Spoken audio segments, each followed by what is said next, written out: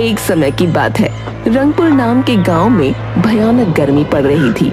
सभी लोग गर्मी से त्राही त्राही कर रहे थे। छोटा सा जग्गू भी अपने पिताजी शंभू की गोद में बैठकर अपने माथे पर आते पसीने को देखकर बोला,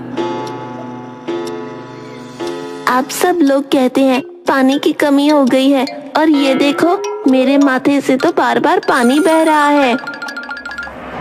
अरे मेरे बच्चे, मैं क्या बताऊं, मैं तो किसी भी लायक नहीं, इतना भी नहीं कर सकता कि तेरे लिए एक पंखा ही लगवा दूं। शंभू की बात सुनकर उसकी बीवी चंपा बोली, अजी ऐसे दिल छोटा क्यों करते हो? कोशिश तो कर ही रहे हैं। इस साल जो फसल ही नहीं हुई तो भला इसमें हमारी क्या गलती है? अरे भाग्यवान, पेट को पालने के लिए कुछ तो करना ही होगा ना। तू मुखिया के घर में बर्तन मांजती है, तब जाकर के एक समय की खाने की व्यवस्था हो पाती है। क्या मेरे मासूम से बेटे की किस्मत में यही लिखा है? मैं तो कहती हूँ जग्गू की पढ़ाई के नाम पर जो पैसे जमा किए हैं उनसे खेत खरीद लो। अरे जब पेट भरेगा तभी तो कोई पढ़ाई करेगा ना। हाँ, सच कह रही हो। इतनी कोशिश करी कि वो पैसा बचा कर रखें, लेकिन लगता है कि अब वो पैसा निकालना ही पड़ेगा। मेरे बेटे को पढ़ाने का मेरा सपना जो है अधूरा ही रह जाएगा। वो भी अब मेरी तरह अनपढ़ ही रहेगा। चंपा आंसुओं से भरी हुई आंखों से जग्गू की तरफ देखते हुए बोली, सबकी किस्मत एक जैसी थोड़ी होती है। हो सकता है हमारे बेटे की किस्मत में कुछ और लिखा हो। हमें सबसे पहले सबके पेट भरने की कोशिश करनी है। अपनी बेचारी बूढ़ी माँ को देखो, एक समय का खाना खाती है, वो भी आधा पेट। वो भी तुम्हारी जिम्मेदारी है। मेरे पेट में पल रहे छोटे से बच्चे का क्या अपराध है? उसे भी तो खाने की जरूरत है। और तुम और जग्गू, सबको भूख नहीं लगती?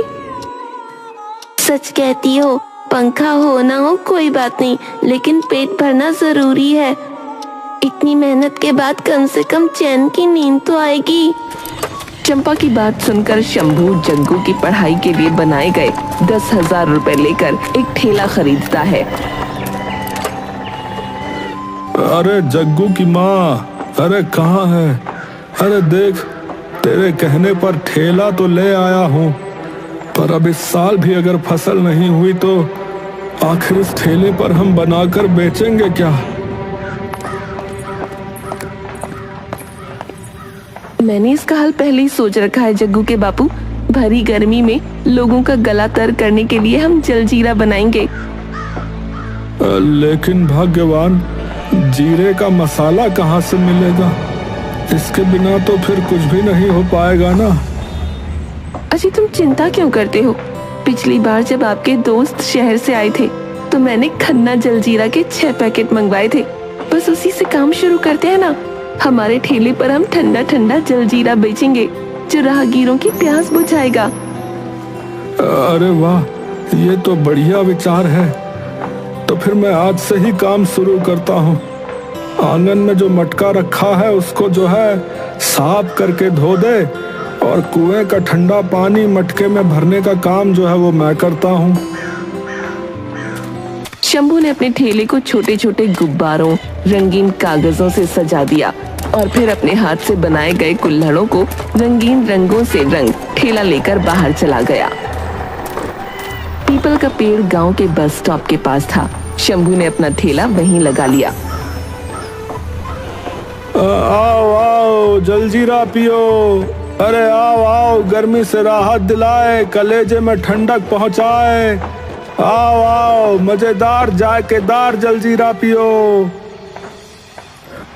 अरे शंभू, अरे तुझसे जलजीरा खरीद कर क्या धर्म भ्रष्ट करना है?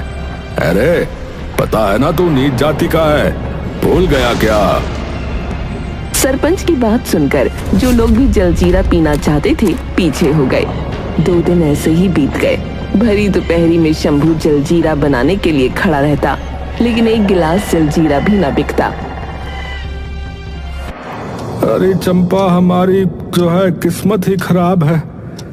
हम लोग रोज जाते हैं पर हमारा छुआ जलजीरा जो है कोई नहीं पीता।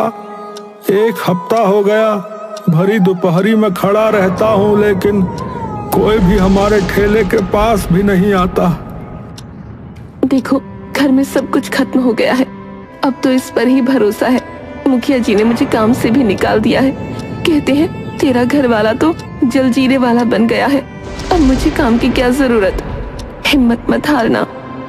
चंपा की बात सुनकर भूख प्यास से बेहाल, गर्मी से तिलमिलाया हुआ शंभू फिर पीपल के पेड़ के नीचे अपना जलजीरे का ठेला लेकर खड़ा हो जाता है। आज तो गर्मी ने सोच लिया है कि या तो वो नहीं या हम नहीं। अरे लगता है ये जान ले लेगी। शरीर से जैसे आग निकल रही है। कुछ ठंडा ठंडा पीने को मिल जाता तो चैन आ जाता।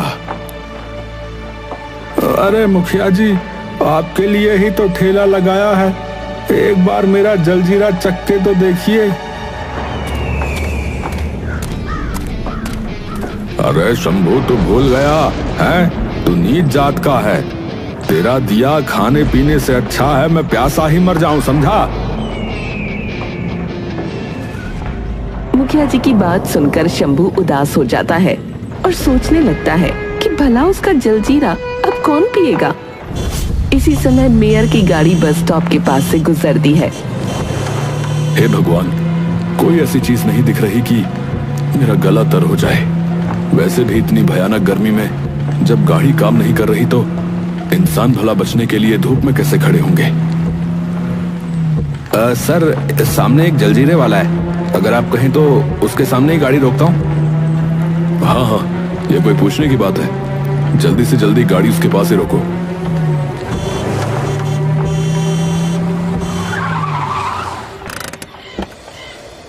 अरे भाई, इस गर्मी में तो तुम भगवान नजर आ रहे हो। जरा फटाफट 2 गिलास जलजीरा तो पिलाओ। बस का इंतजार करने के लिए बैठा मुखिया पसीने से लथपथ मेयर की बात सुनकर जोर से बोल उठता है। अरे मेयर साहब, ये तो नीच जात का आदमी है, इसके चक्कर में अपना धर्म बिगाड़ोगे क्या? मुझे देखिए, मैं ठाकुर हूँ, ठाकुर। हाँ, लेकिन मैंने इसे हाथ तक नहीं लगाया। अरे मेयर साहब, आप तो पंडित है ना, तो आप भला ऐसे कैसे कर सकते हैं भला? अरे मुखिया, पागल तो नहीं हो गए तुम? ये कौन सी ऊंच नीच की बात करने लग गए? मुझे तो ये आदमी भगवान दिखाई दे रहा है। भैया, एक काम करो, तुम जल्दी से 1 गिलास जलजीरा और पिलाओ। शंभू मेयर साहब की बात सुनकर तुरंत पानी में नींबू और जलजीरे का मसाला डालकर ठंडा ठंडा जलजीरा ड्राइवर और मेयर साहब को देता है।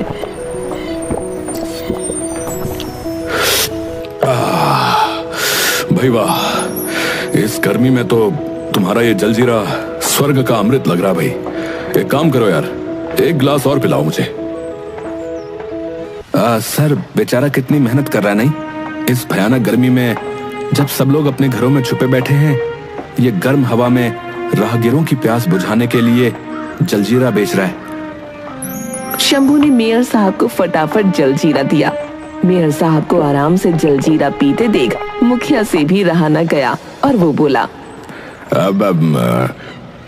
अरे ओ शंभू, ला फिर, अब तू मुझे भी पिला ही दे। जब पंडित जी मतलब मेयर साहब ने पी लिया है तो मैं भी तो देखूं कि कैसा जलजीरा बनाता है तू। शंभू ने मुखिया जी के लिए जलजीरा बनाया। मुखिया जी को जलजीरा पीते देख आगे जैसे ग्राहकों की लाइन लग गई। देखते ही देखते दोनों घड़ों का पानी खत्म हो गया और शंभू की जेब पैसों से भर गई। घर पहुंचते ही शंभू जोर से चिल्लाया, अरे चंपा, अरे कहाँ है रे? अरे ये ले पैसे पकड़। लगता है भगवान ने हमारी सुन ली। आज तो 1 गिलास भी जलजीरा का नहीं बचा रही। अरे जग्गू के बाबू, जलजीरा के पैकेट तो 2 ही बचे हैं, अब क्या होगा? क्यों ना हम अपना जलजीरा बनाएं, शुद्ध जलजीरा। बात तो सही कहते हो, लेकिन उसमें डालेंगे क्या? मैंने तो पहले कभी जलजीरा पाउडर नहीं बनाया। अरे बाबू, मेरे पास आ, मैं बोलती हूँ, जो कहती हूँ वो सब मसाले ले आ, उन्हें धो पीस के कूट ले, फिर बढ़िया सा पाउडर बना डब्बों में भर ले, हमारे बनाए जलजीरे से न तो किसी को लगेगी गर्मी, लोगों की प्यास बुझेगी और स्वाद का स्वाद आएगा। मगर अम्मा, तुम्हें जलजीरा बनाना कैसे आता है भाई? तू भूल गया क्या? तेरे पापा की जलजीरे की ही तो फैक्ट्री थी, उसमें आग लग गई, हम बर्बाद हो गए। जब मैं गांव आई थी तो तू गोदी में था।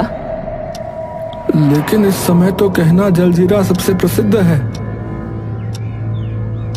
अरे पगले, पहले यही खन्ना ब्रदर्स थी, वो तेरे ताऊ हैं, फैक्ट्री में 20% के हकदार थे। पर जब मुनाफा बढ़ने लगा, तेरे पापा से उन्होंने खाली कागज पर साइन करवा लिए, उन्हें मारकर फैक्ट्री में आग लगा दी। बेटा, मैं आज तक चुप थी, पर अब इंसाफ का समय आ गया है। वो उस जलजीरे को दोबारा कभी ना बना पाए जिसका मसाला पापा की फैक्ट्री में मैं बनाती थी।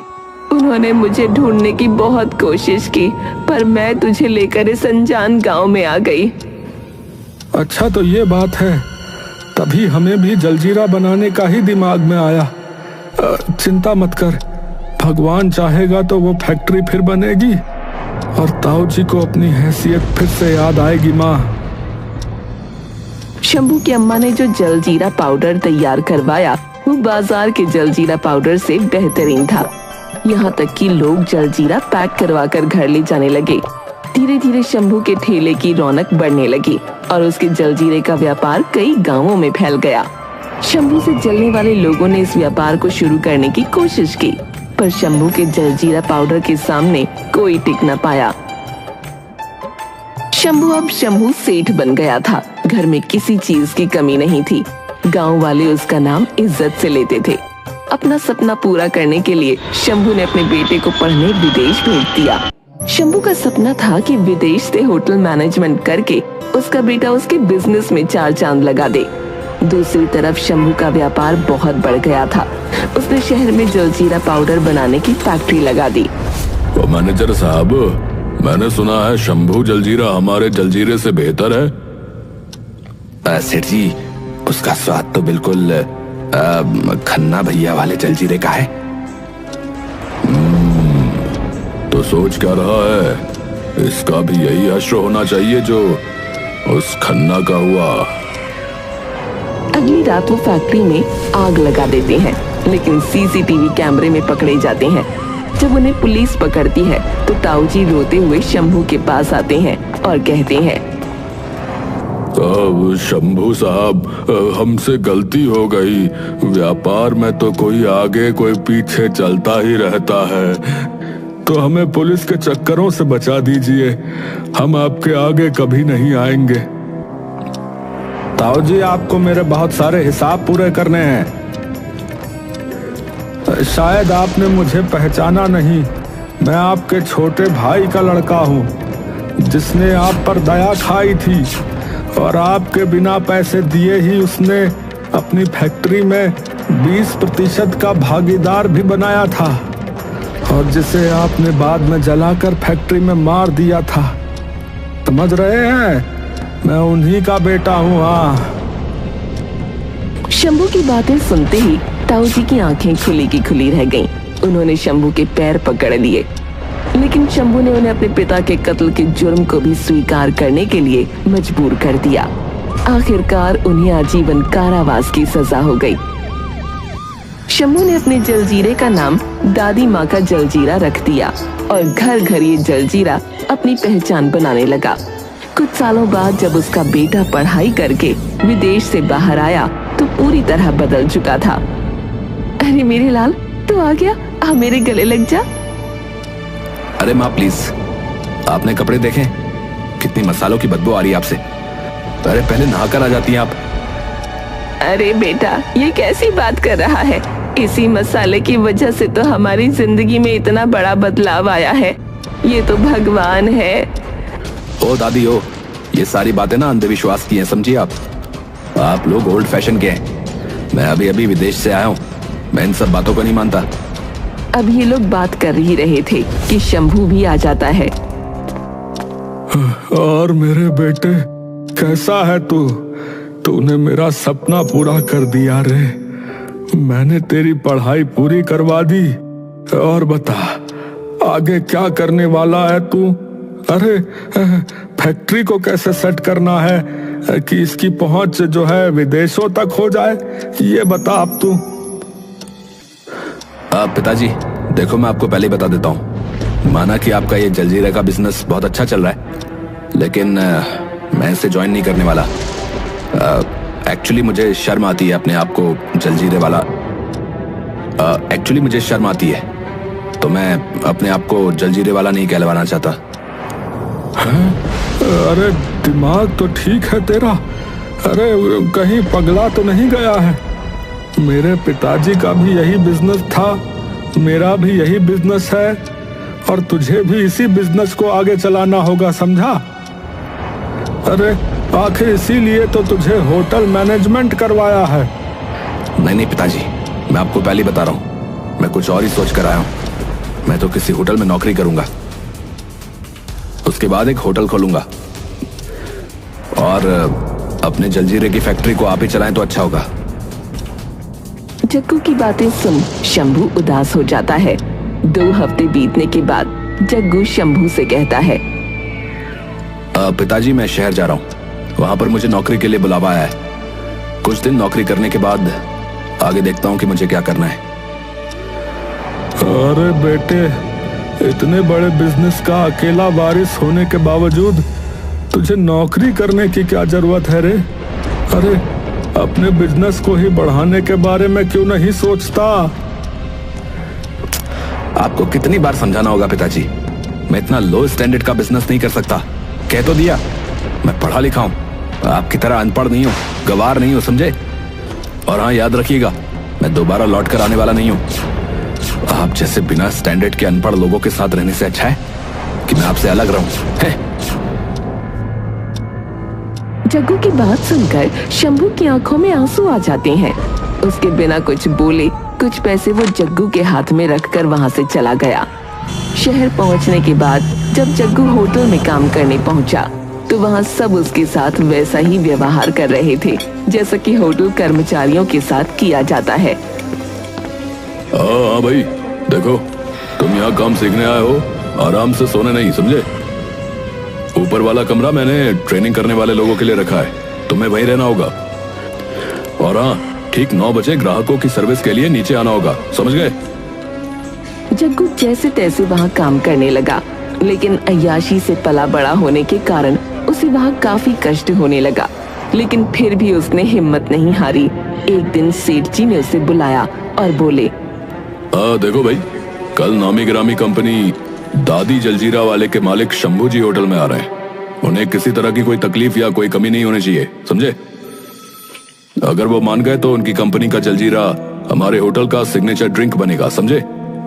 जग्गू, तुम तो विदेश से होटल मैनेजमेंट करके आए हो ना, उनकी देखभाल का काम तुम्हारा है।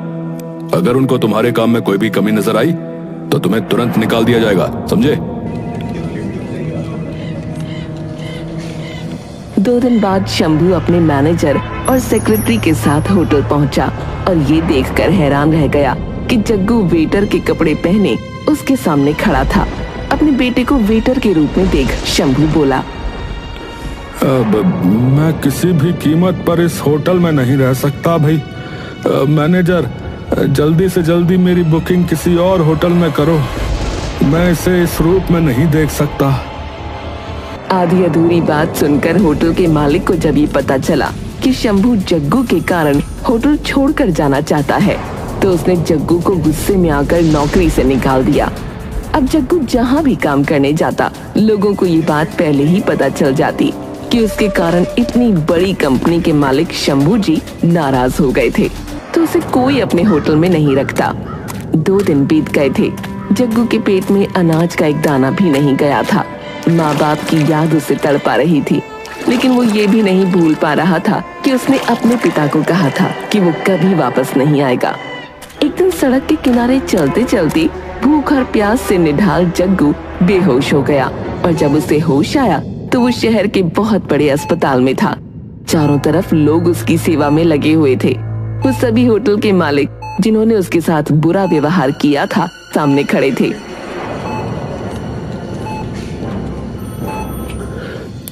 आप लोग इस तरह से यहाँ पर?